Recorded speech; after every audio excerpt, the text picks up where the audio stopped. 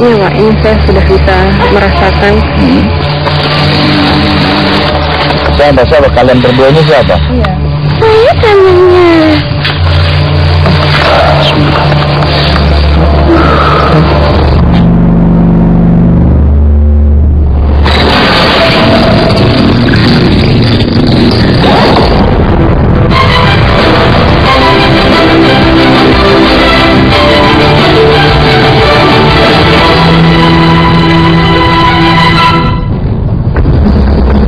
Sebuah reruntuhan bangunan di Desa Banguntapan, Bantul, Yogyakarta diduga pernah menjadi tempat menyimpan benda pusaka. Tidak jelas kapan dan bagaimana kabar ini berasal. Yang pasti, banyak orang datang ke tempat ini. Mereka berusaha mencari sisa-sisa benda pusaka yang mungkin tertinggal. Pertanyaannya, benarkah ada benda pusaka di tempat ini?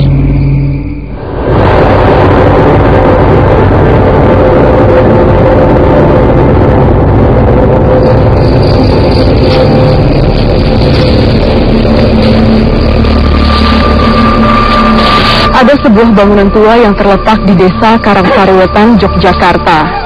Konon dulu ini merupakan tempat peninggalan barang-barang pusaka, dan kini bangunannya telah hancur, namun masih banyak meninggalkan misteri. Selamat malam, Pak.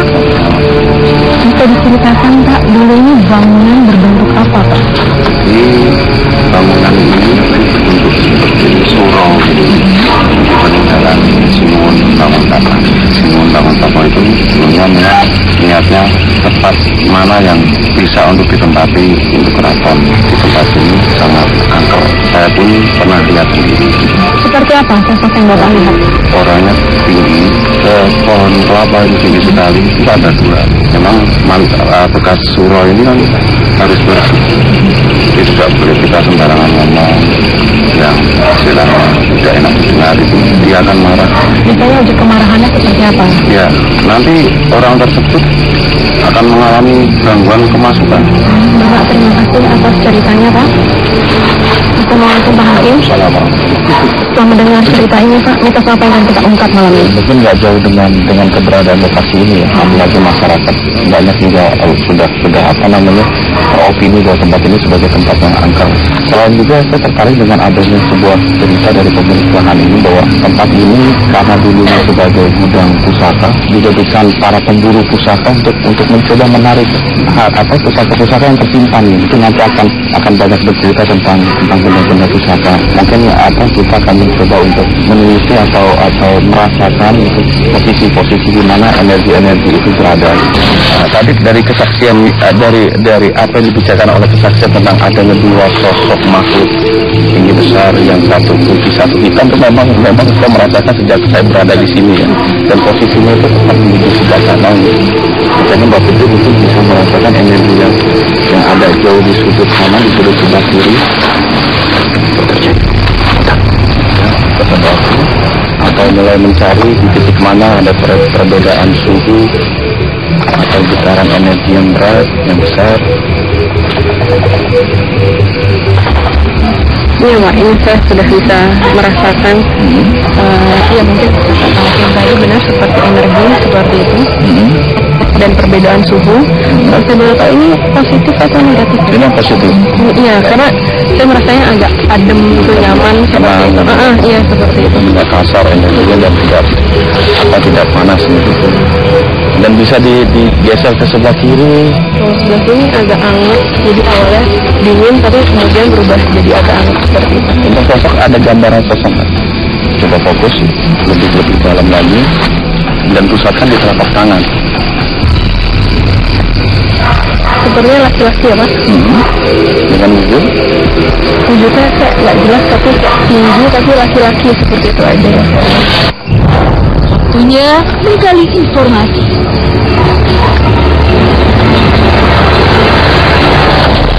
Halo, mari.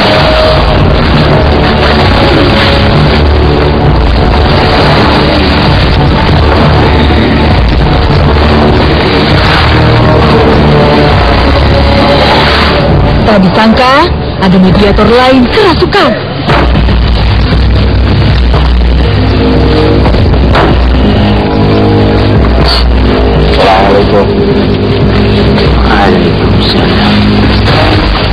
tahu siapa Anda?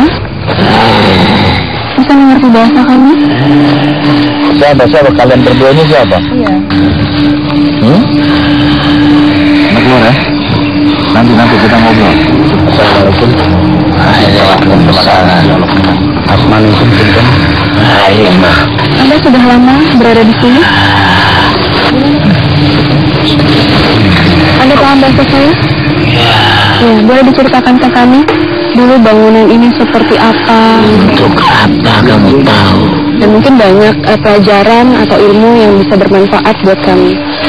Bisa diceritakan sih? Kenapa? Tempat ini tempat apa dulunya? Tempat penyimpanan pusaka. Sejak kapan? 300-an tahun. Milik siapa pusaka itu? Dari kerajaan. Boleh tahu kerajaan siapa? Masanya ini? Kemarin tenangkan dulu Anda. Tapi betul bahwa pusaka kuasa itu memiliki kekuatan-kekuatan tertentu sehingga disimpan dalam satu tempat. Itu bentuk pusakanya itu seperti apa sih? Ada yang berwujud domba, ada juga yang berwujud keris. Apa masih ada pusakanya sampai saat ini? Ya, Atau mungkin ada orang-orang yang mencoba untuk mengambil seperti itu? ya, Banyak yang mencoba untuk memiliki tersebut. Sebenarnya mereka itu datang ke sini tuh bagaimana caranya bisa tahu tempat ini? Apa ada bisikan atau semacam itu? ya memang ada bisikan. Siapa yang melakukan itu? Dari penghuni lokasi ini atau Iya. untuk diambil gitu, untuk dimiliki. Kenapa sih memangnya? Apa makhluk sejenis Anda ini ingin juga dirawat atau? Dan biasanya apa yang mereka harus lakukan untuk bisa mengambil atau menarik barang-barang pusaka dari tempat ini? Yang pasti yang di atas tidak sembarang ambil di sini. Apa biasanya yang Apa menjadi aja? syarat? Selain puasa, ya harus bawa kembang. Itu memangnya buat apa sih?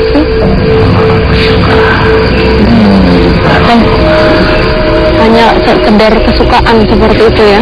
Bukan untuk dimakan atau untuk... Kalau pakai minyak wangi nggak bisa? Bisa ya. Menyan gitu. Ya, Berarti memang bangsa Anda itu suka wangi-wangian. Kemudian setelah ada orang yang memberikan kembang dan mereka berpuasa, apa mereka bisa mengambil barang pusaka di sini? Tergantung apa?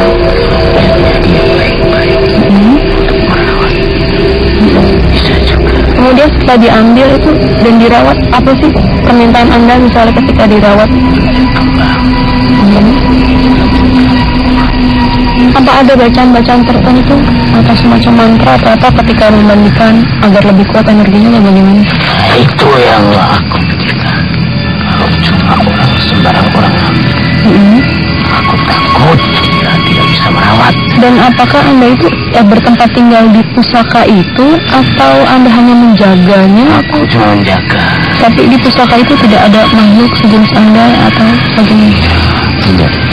Berarti Anda mengikuti orang-orang yang memiliki benda pusaka itu. Apa benda-benda itu memiliki nama? Iya punya. Punya. Seperti apa contohnya? Ya bisa beri kami contoh, misalnya di sini ada keris, Terus namanya apa dan kegunaannya apa? Ada tombak rolling. Itu apa gunanya, itu apa? Tidak tahu. apa sih yang bikin perbedaan antara pusaka yang memiliki nilai yang baik dan buruk seperti itu? Tergantung orang. Lagi-lagi, datang makhluk tak diundang. Itu siapa?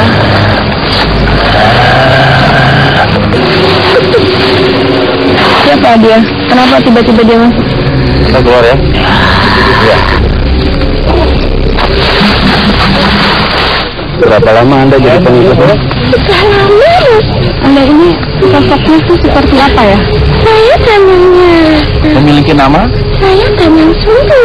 Kalau Dayang Sumbi sendiri di sini itu ngapain? Saya tadinya bersih-bersih, kan anak pusakanya Mas. Dan Anda ini ada yang mengurus untuk bersih-bersih atau memang kenalan Anda sendiri? Biasanya kan ada yang nyuruh, Mas. Siapa? Raja saya toh. Boleh tahu siapa? Gak usah aja. Apa masih sampai sekarang Anda membersihkan pusaka itu atau Mbaknya itu kesini apa kan Mbak? Iya, kita cuma mau tahu tempat ini katanya dulu tempat peninggalan barang-barang pusaka, apakah benar, dan kami ingin mengetahui informasi di sini agar mungkin ada ilmu yang bisa kita ambil di sini. Gudang senjata atau bangunan pusaka ini dibangun oleh siapa? Tadi Anda bilang ada sosok raja yang menyuruh Anda gitu kan? Iya. Kerajaan apa gitu Mas? Itu di sana itu loh Mas. Nama tepatnya apa biar kami bisa paham yang dimaksud gitu. Itu Gua Siluman itu loh Mas. Jadi tempat ini ada kaitannya dengan Gua Siluman. Iya. Berarti lokasi ini dibangun oleh siapa? Apa sama dengan orang yang sama yang ngebangun Gua Siluman? Iya. Kalau boleh tahu siapa? Gak usah. Kenapa emang? Kenapa memangnya? Kan cuma Danyang. Boleh saya sebutkan di masa siapa? Anda cuma iya atau tidak? Pada dinasti HB kedua? Iya. Ini kalau tadi bersih-bersih di tempat ini, bangunan itu memang benar ya? Wujudnya seperti surau atau... Ya, kerajaan. Itu kan ada tempat penyimpanannya itu loh Mas. Untuk penyimpanan pusaka-pusakanya Ndoro itu loh. Oh, saya paham. Artinya begini, bangunan ini adalah salah satu bangunan yang berada di area kawasan kerajaan, begitu? Iya. Jadi ini nggak berdiri sendiri, tetapi ada bangunan-bangunan yang lain yang mungkin saat ini sudah hilang. Iya. Dan tersisa hanya ini, terus Gua Siluman gitu. Iya. Itu semua pada rusak semua. Itu apa sih yang menyebabkan kerusakan itu? Ya orang-orang yang nggak tahu kalau itu peninggalan.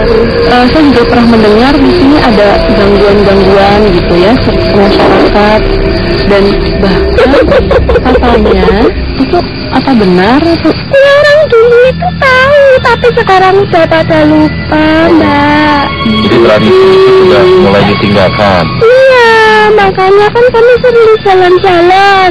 Kalau jalan-jalan apa yang Anda lakukan? Hanya untuk senang-senang? Cuma lihat-lihat. Atau niat mengganggu? Iya. Mewujudkan diri juga? Iya. Anda sendiri wujudnya apa sih? Saya kan putri Mas. Emang betul pusaka-pusaka yang tercipta di sini memiliki khasiat atau kegunaan tertentu? Iya. Terus ketika seseorang memiliki pusaka tersebut dan menyalahgunakan, apa yang terjadi? Nanti orang itu bisa sakit, bisa gila. Udah dulu ya. Makasih Mbak. Tak lama, mediator sadar.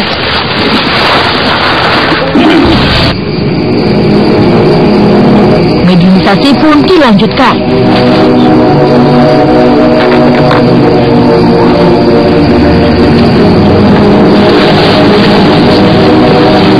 Assalamualaikum.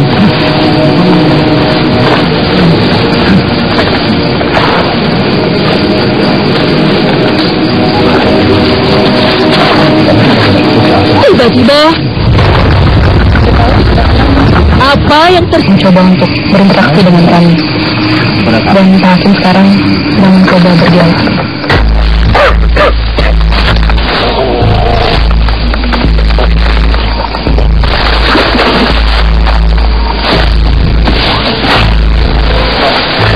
Ada ingin Anda sampaikan? Hah? Nggak ada. Terus kenapa? Apa itu maksudnya? makhluk ini seperti hendak menunjukkan sesuatu.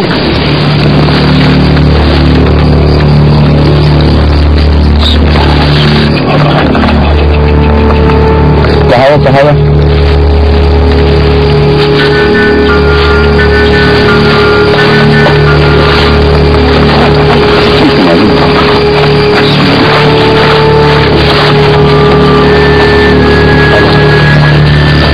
Kenapa Anda menempati tempat ini?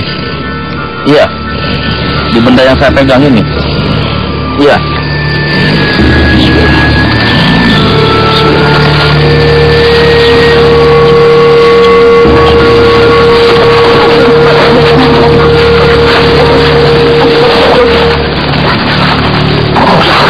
Allah Akbar.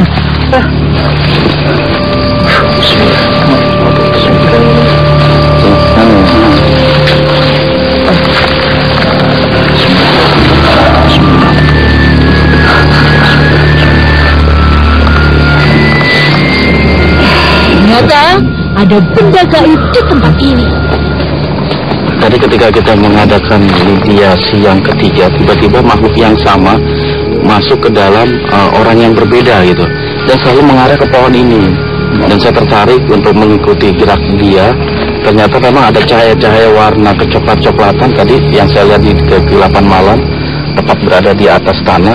Kemudian saya ambil dan ternyata ada sebuah batu di dalamnya. Pasung ini apa?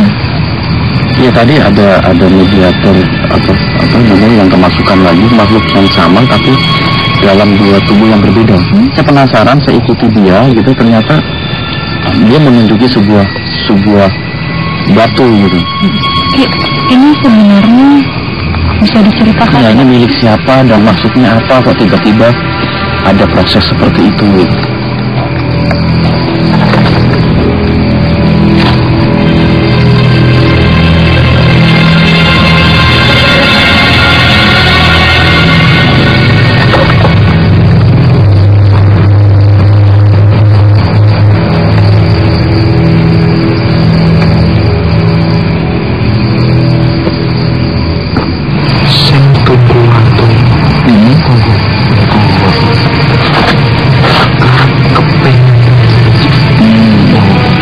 Siapa? Kepada saya. Jenisnya apa ini? Ada dua.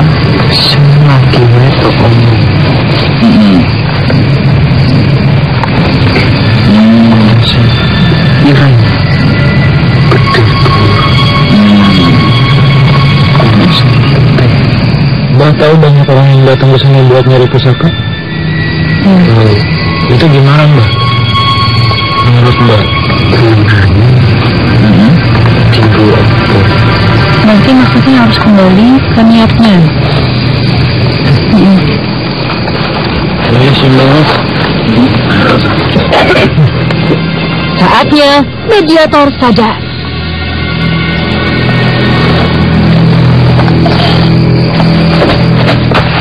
Pasung, hikmah apa yang dapat kita ambil? Yang pertama sih tentang pengungkapan tempat ini sebagai penyimpanan benda-benda pusaka dari beberapa mediator memang menunjukkan hal tersebut ya, bahkan menjadi sentral, menjadi benda-benda pusaka tersimpan di sini. Cuman memang ada hikmah dari dialog-dialog kita pada malam hari ini, bahwasanya Allah Subhanahu wa Ta'ala telah memberikan kepada kita itu berbagai macam keajaiban-keajaiban gitu loh, yang dilakukan oleh makhluk ciptaan dari sebangsa jin. Dan jin itu yang banyak menempati benda-benda pusaka gitu, yang mana benda-benda itu banyak disalahgunakan oleh para manusia gitu. Dan bagaimana Islam sendiri memandang ketika orang mencari benda pusaka, walaupun itu misalnya niatnya untuk kebaikan, apakah bisa menjadi musyrik atau bagaimana? Ya, ini merupakan sebuah kontroversi dalam Islam atau dalam tubuh umat Islam sendiri. Kalau secara Islam, secara aturan dan sunnah, tetap itu sesuatu yang sangat dilarang. Karena apa? Karena tidak akan membawa manfaat gitu, bahwa benda-benda yang kita pegang bersifat jimat, isim, segala macam itu kata Rasulullah SAW tidak akan mendatangkan manfaat atau kemudaratan selama keimanan kita kuat kepada Allah. Apalagi ketika proses-proses pengambilan pusaka, penarikan pusaka itu banyak tata cara yang di luar dari ajaran Islam, seperti harus menyiapkan kembang, menyan dan lain sebagainya sebagai upeti atau pemberian kepada benda-benda yang akan kita angkat. Dan ini sangat tipis sekali dengan kemusyrikan gitu. Jangan sampai ketika kita memegang suatu benda pusaka, keyakinan kita kepada Allah sebagai pemberi rizki, sebagai pemberi keselamatan, pemberi kesembuhan hilang dalam diri kita karena kita memiliki benda-benda yang bertuah tadi. Ini sangat berbahaya. Baik, terima kasih Pak Hakim, semoga bermanfaat.